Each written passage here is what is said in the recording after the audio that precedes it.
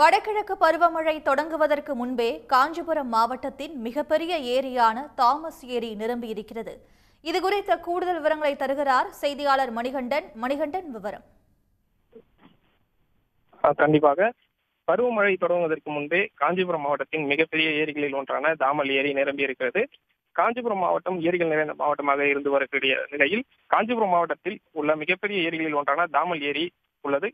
கிட்டத்தட்ட 18 அடி உயரம் கொண்ட தாமல் ஏரியில் தற்போது நிரம்பி உபரி நீரானது வெளியேறி வருகிறது.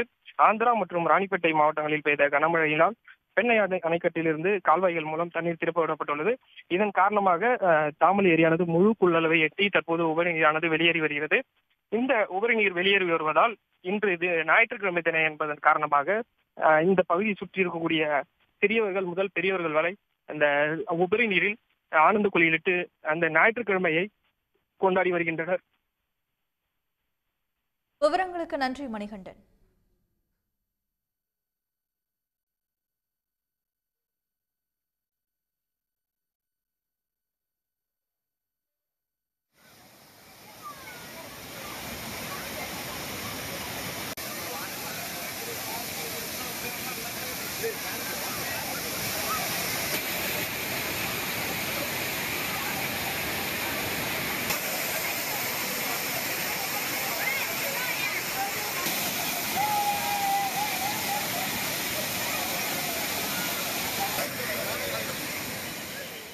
உடனுக்குடன் செய்திகளை தெரிந்து கொள்ள சன் நியூஸ் பெல் ஐகானை கிளிக் பண்ணுங்க.